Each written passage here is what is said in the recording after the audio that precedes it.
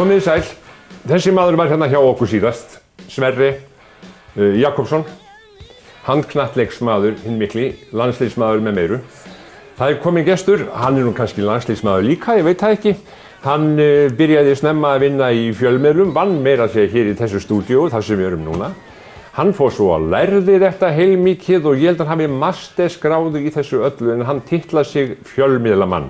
Hann fjölmiðlafræðingur með mastersgráðu, Sigurður Þorri Gunnarsson. Blessaður Sigurður Þorri. Ungi fjölmiðlajöfur, hvað er ekki að segja það? Jú, það er ekki bara ágætt. En Siggi, af hverju fjölmiðlar? Stór spurning bara alveg í byrjun. Bara byrja af krafti. Já, þetta bara var mér í blóð borið held ég.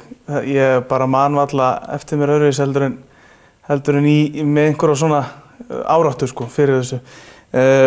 Gaman að vera hérna í þættinum hjá þér í dag. Við vorum nú nágrannar þegar ég var pínulítill. Já. Og hérna leit mikið upp til þín og fekk nú stundum að sjá þig í aksjón sko. Ég segi ofta að þetta sé svona upphafi að hérna þegar það fengi bakteríun að sjá þig á gamla rúf upp í Fjölnisgötu og ég var sko, það var nú þannig að bróðir minn er mjög svona sniður í höndunum og ég var kannski 4-5 ára þegar ég var komið með svona upptökuvél sem var búin til á Frissafernu. Það var Frissi var framleitt þá í stórum 2 lítra fernum. Já. Og svo voru hérna sem sagt klósettrúllur sitt hvoru megin og þá var ég fram að mynda með Frissafernunum sko. Þannig að það eru svona fyrstu minningarnar og svo að klæða mig upp sem Bogi Ágústsson heima.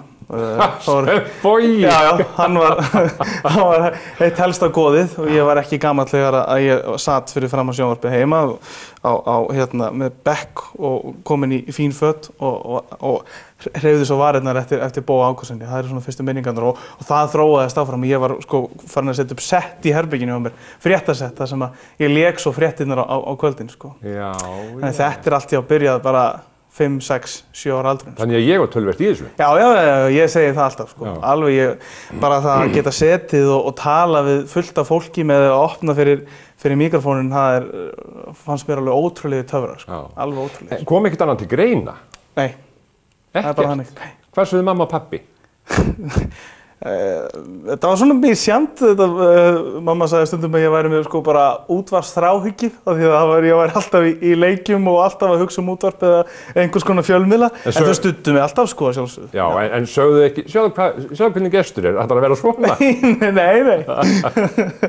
Við studdu mig alltaf í þessu og ég held að maður bara leitist ágætlega á þetta. Ég held að það er ekki kannski margir sem að ákveða svona snemma hvað þeir ætla að verða og ná að vera svona fókus og það er á það. Já, einmitt. Ég held að ég hef verið rosalega heppinn að ég var bara ákvað þetta og ég vissi hvaða leið ég vildi fara að því og bara stemdi þá leið. Já, hvað er þetta að vinna? Ég er að vinna hjá Skjánum sem að er í dótturfélag Símans og á hérna Skjá 1 sem er náttúrulega orðin 15 ára gömul sjónvarpsstöð og þeir keyptu útvarpsstöð sem að hét Kaninn fyrir 2 eða 3 árum síðan og bjuggu til svona vísi af útvarpssviði þar inni og svo kem ég heim í frí úr náminu eftir því ég klára námið síðastliðið haust og er boðið starf þar til þess að byggja upp þarna svona nýtt og öflugt útvarpssvið og mér leist alveg svakalega vel á það sem var að vera að bjóða mér og fólki sem ég átti að vera að vinna með og tækifærin sem lágu þar, þannig að ég ákvað að slá til og er þar búinn að vera núna í tæpt ár. Er þetta ekki bara einhver svona eins og fullari fólk segir svona einhver unglingastöð? Síbilja. Síbilja, já. Já, það er sem sagt stöðin aðal flaggskipið okkar heitir K100 og er svona pop tónlistarstöð. Og svo opnuðum við nýja stöð í janúar þess ári sem heitir Retro, sem er poptónlistarstöð líka fyrir bara eldri markhóp. K100 er svona 20-40 ára og Retro tekur þá við af því, svona rökrétt framhald. Og ég sem sagt starfa sem tónlistarstjóri útvarpssviðsins og séum að marka stefnu þessara útvarpsstöða og svona daglegan rekstur með dagskrárstjórunum. En þú ert í Reykjavík? Ég er í Reykjavík. Akkur ert ekki á Akureyri? Mér fannst allavega bara tækifærin vera fleiri í Reykjavík og ég fekk náttúrulega þetta tilboð að vinna þarna í Reykjavík. Já, þegar þú komst heim í frí? Ég kom heim í frí. Og þú ert enn í frí? Ég er ennþá í frí, já.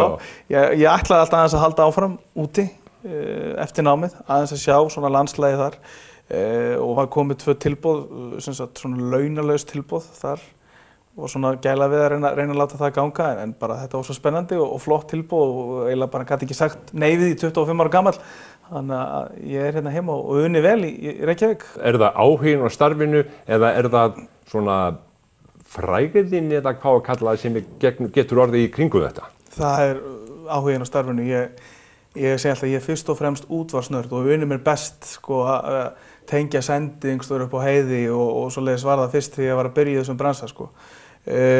Og ég man það bara fyrst þegar að ég var hérna á útvarpsstöð sem heit Voice hérna á Akureyri. Það var svona fyrsta kannski stóra tækifæri 19 ára gamall og stjórnaði þetta þætti sem var mjög vinsæll svona meðal unga fólksins hér að þegar að einhver fór að kannast við mann þetta var þvílík viðbrögð og ég átta mig ekki á þessu. Ég segi alltaf sko, ég átta mig ekkert á því að það getur verið hundruður eða þúsundur manns að hlusta þarna úti þegar ég opna fyrir míkrófóninn í útvarpinu. Ég er bara að búa til útvarp, ég er bara í mínum heimi þar. Já, þú ert alveg bara fyrir þig eins og maður segir. Já, þannig. Já, ég er bara með þér. Já, og ég er mjög feiminn til dæmis að eðlisfari.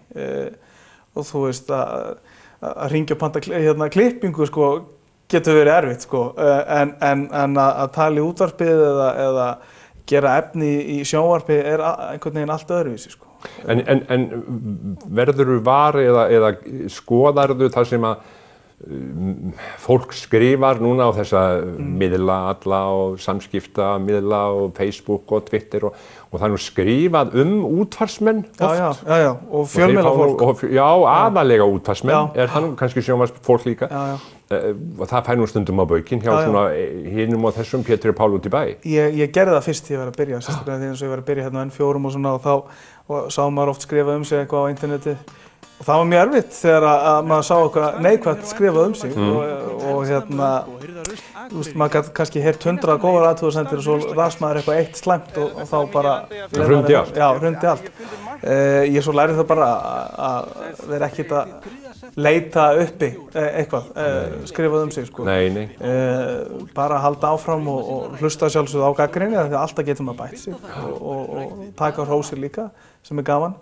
En ekkert vera að fást svona eitthvað fólk út í bæ að segja við mann sem sko ef að fer á einhverja svona persónulega slóðir sko.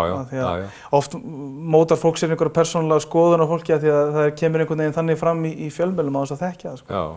Skóli. Já. Í hvað skóla gekkstu?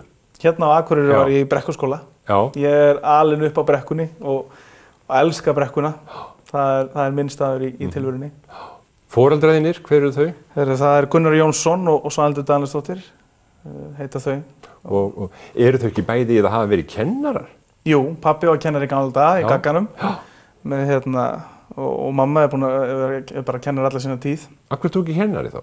Ég veit ekki, ég get alveg hugsað mér að fara í það. Þú væri fínn kennari. Það er kannski eitt af þessu sem geti komið einhvern veginn einn daginn að ég hef voðalega gaman að miðla af því sem ég hef lært og minni reynslu til annarra. Þú fer nú að kenna þá bara fjölmiðlafræði eitthvað þess aftar? Það er alveg inn á borðinu. Já, það er kannski möguleiki. Inn í myndinni.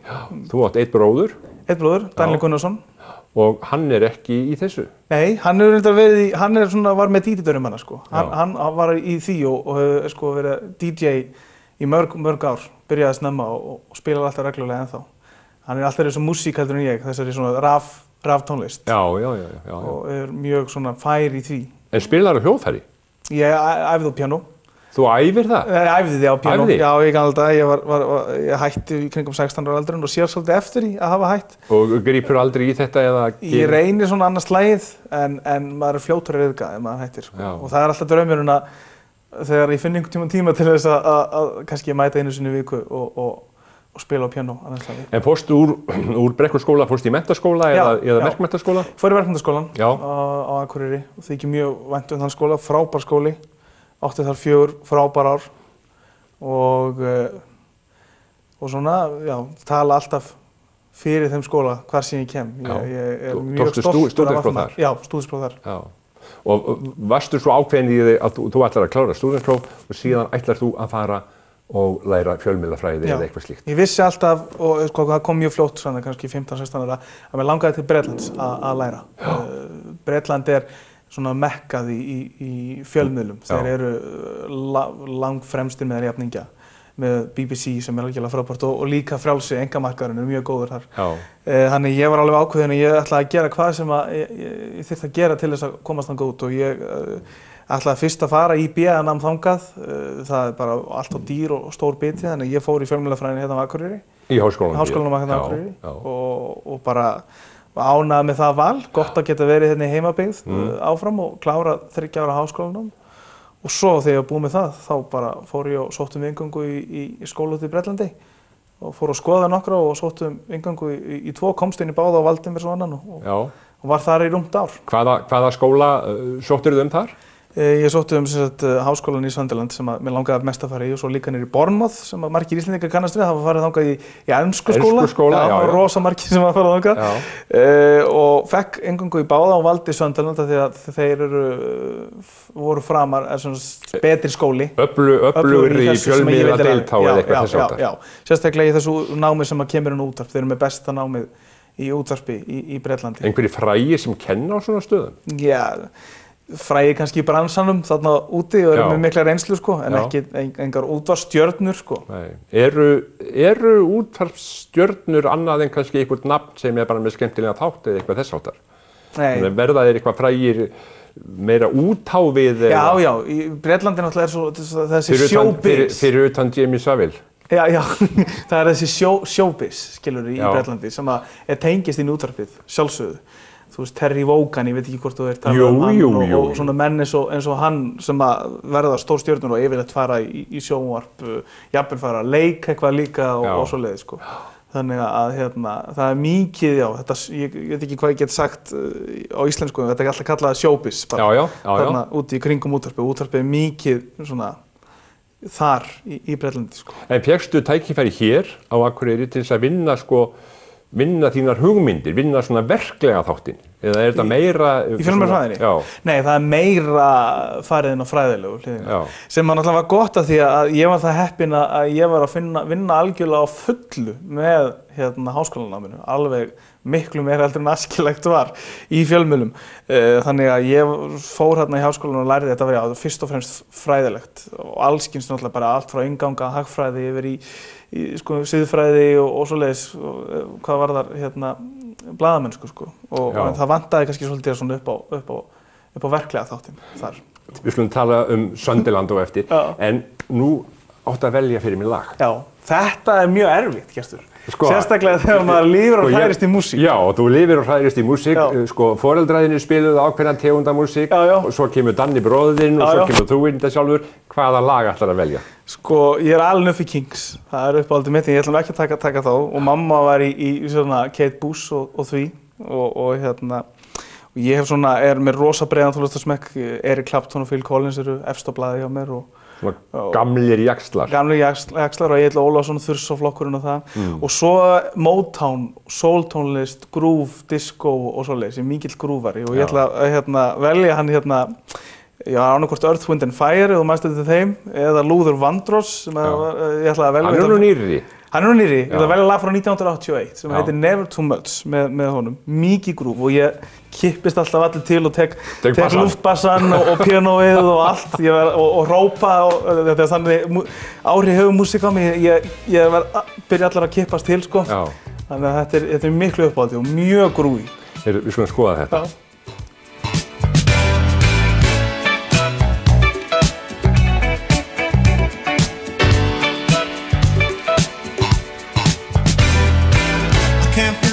I don't want nobody else to ever love me.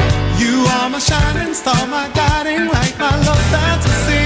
There's not a minute, hour, day or night that I don't love you. You're at the top of my list cause I'm always thinking of you.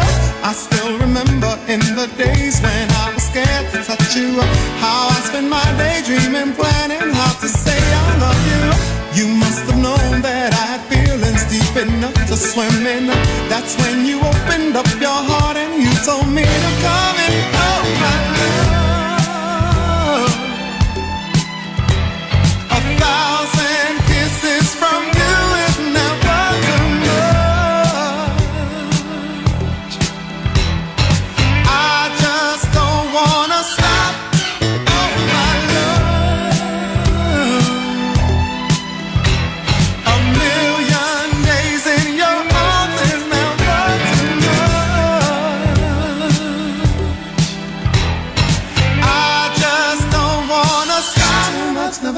much, never too much, never too much.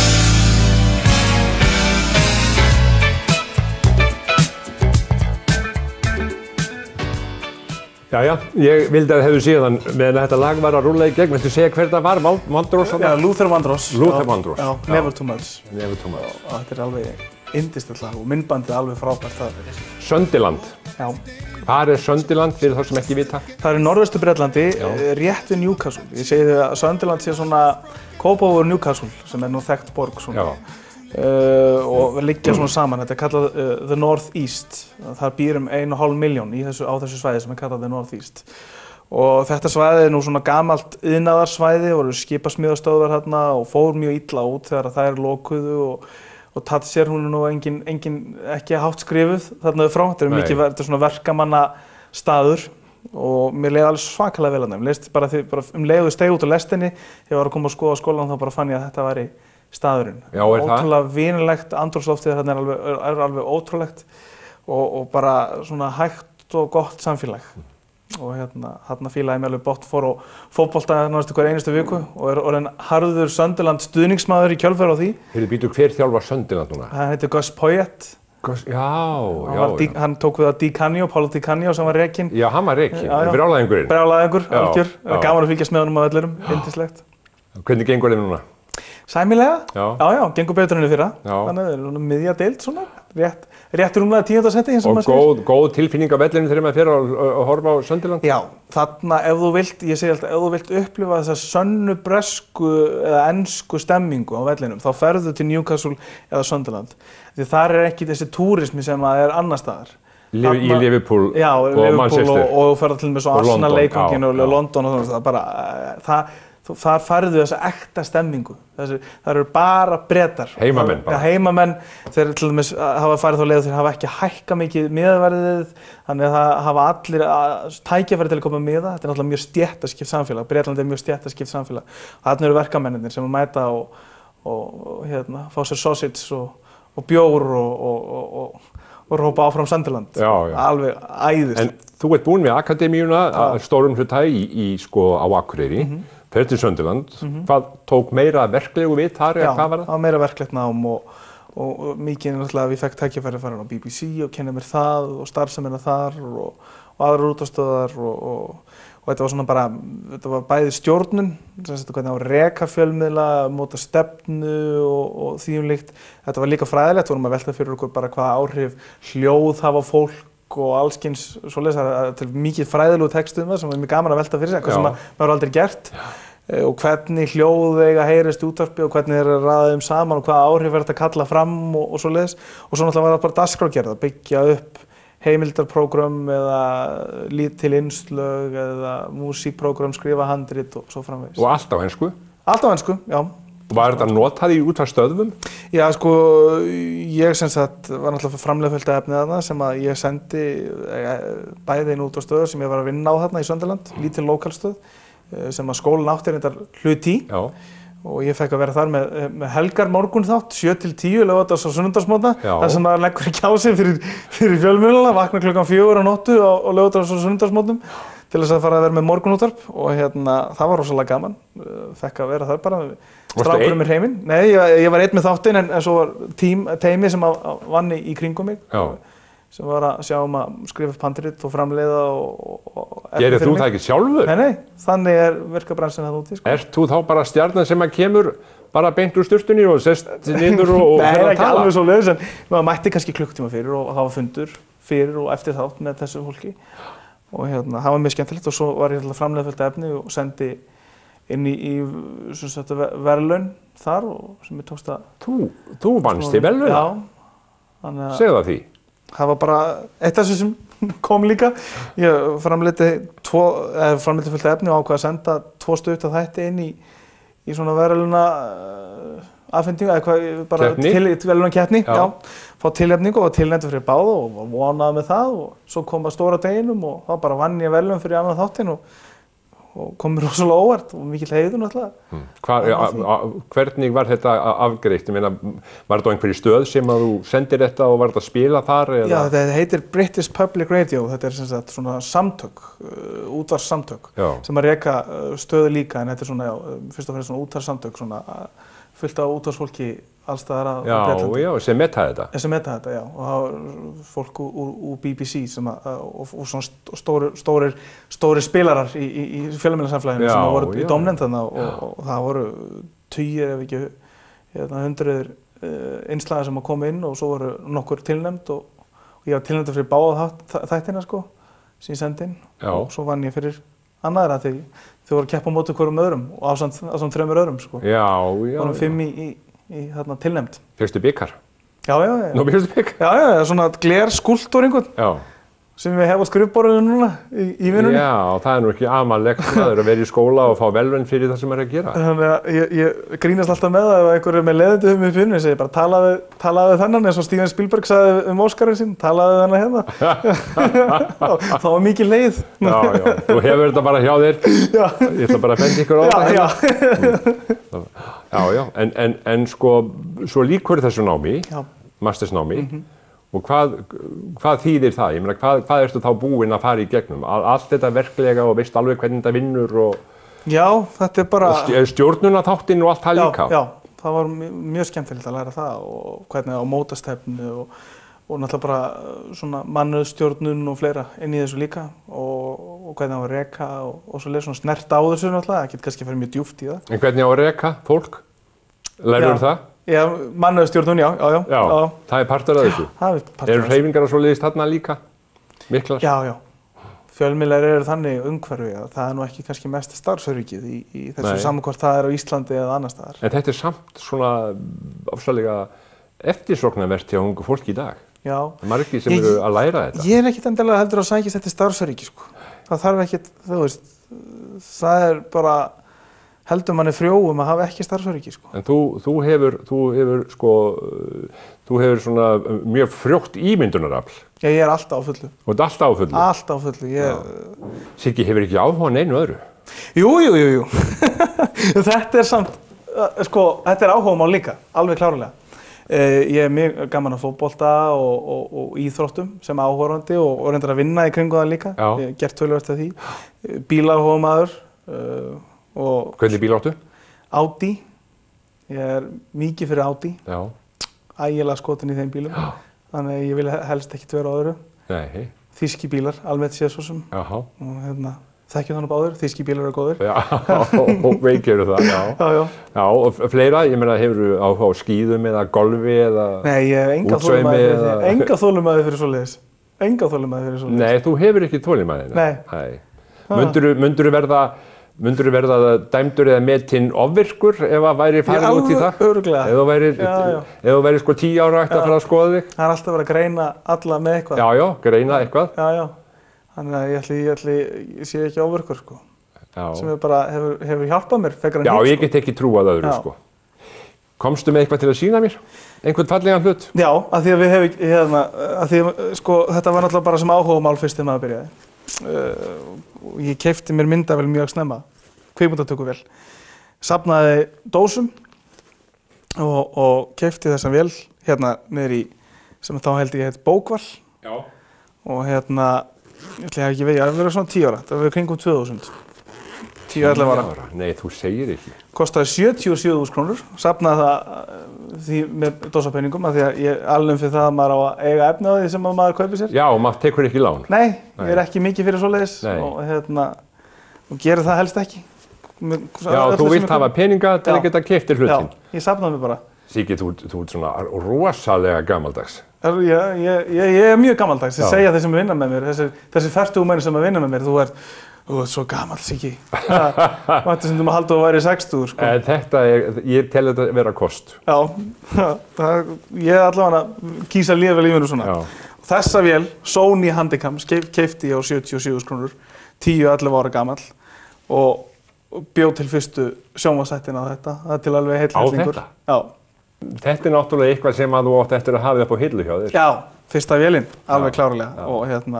maður gerði stuttmyndir og svo var maður alltaf sko, ég til dæmis vann mikið kringum Káan og pabbi minn var náttúrulega framkvæmdastjóri í Káa mjög lengi og ég var að taka upp kappleiki alveg hægri vinstri fyrir handboltaliðið sem þá var Káa-liðið meistaraflokkinn, tók alltaf hvern einasta heimaleik upp á þetta á þessa vél? Já, svo var farið yfir þetta fyrir þá Jóa Bjarna og félagar sem voru þá með liði og þannig að maður var í ýmsum verkefnum. Þið kynnu væntu þetta stykki? Já, það búið að gera ýmislegt á þetta, bæði sjónvarpsþætti og svo gat maður unnið fyrir sér líka með að taka upp kappleiki og annað og árshátíðir í skólanum og allan pakkan. Sérðu fyrir þér að þú komir jafnvel hingað til Akureyrar, þín gamla heimabæ og setjir upp eitthvað eða fara að vinna með fjölmiðla?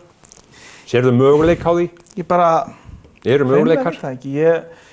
Það eru klárlega möguleikar og þessi sjónvarpsstöð sem við erum að tala um núna er náttúrulega bara merkið þess að það eru möguleikar hérna á Akureyri og ég vil ekkert meina ég hafi sagt minn síðasta orð til dæmis hér á þessari sjónvarpsstöð en það er nú klárlega samt þungt. Hér hefur margt verið reynt í útvarpi og öðru sem að hefur nú ekki kannski alltaf farið vel og svona ég er búinn að pröfa ýmislegt hérna í þessum bransa, búinn að vinna á 2 stöðum sem hafa verið settar hérna upp, 2 stöðum sem hafa verið settar hérna upp og þar hafa báðar farið á hausinn og ekki verið sjálfur að reka þær og svona þannig að maður er brenndur og þetta svæði kannski svona rétt aðeins svo lítið til þess að það þrífist svona kannski í svona útvarpsstöð. Getur, kannski bara vantar herslumuninn upp á það, upp á að allir geti fengið borgað og svoleiðis sko. En því að sjónvarpið er þannig að þessi sjónvarpsstöð tala við allt landið og hefur svona auðveldari sjónvarpsdreifingin í dag gegnum þessa lykla meðan útvarpið er ennþá flóknara með að setja upp fleiri senda og svona. En hvað með útvarp í gegnum tölvuna? Hvar er unga fólkið að hlusta? Það er ekkert að hlusta útvarp. Nei, það er í símanum. Það er í símanum? Já, það er það sem ég er að velta fyrir mér þessa dagana og var mikið velta fyrir mér í náminu. Hvernig lítur útvarp út í síma, sko? Hvernig er hægt að ná því á skjáinn? Útvarp með mynd? Útvarp með mynd. Ef maður væri útvarpsmaður þá þyrfti maður alltaf að líta sæmilega út? Nei, ekkert endilega, því þetta er bara, fyrir mér er það bara raunveruleika sjónvarp. Við erum að búa til útvarp í sjónvarpi. Það er svona, við erum svona að þróa það til dæmis hjá okkur og skoða þá möguleika og það eru miklu möguleikar að útvarpi, ég held að sko framtíð útvarp sé mjög björt, af því að útvarpið er ekkert að fara við sko línulegt sjónvarp er eitthvað sem er á undanhaldi. Það að setjast niður 20:05 og horfa á einhvern þátt, það er bara hverfa sko. Þannig að ég held að sko sjónvarp sé miklu meiri krísu en útvarpið. Við hættum ekki að keyra í vinnuna, við hættum ekki að hafa útvarpið hjá okkur í vinnunni eða útvarpið getur fyllt okkur út allt og það er náttúrulega töfrar útvarpsins, þannig að ég held að útvarpið er mjög bjarta framtíð sko. En sjónvarpið er kannski svona erfið, það er meira verkefni þar framöndan. Þú ert, sýnist mér eins og útvarpið, þú átt mjög bjarta framtíð í þessu. Ég vona það. Þú ert búinn að tala hér alveg stannarslega og segja skemmtilega hluti, þetta er alveg dásamlegt. Ég bara ætla að reyna að halda mig við þetta á meðan einhvern veginn hlusta eins og segi. Við skulum vona að fólk hlusti. Sigurður Þorri Gunnarsson, þakka þér kærlega fyrir og gangi þér vel. Takk fyrir.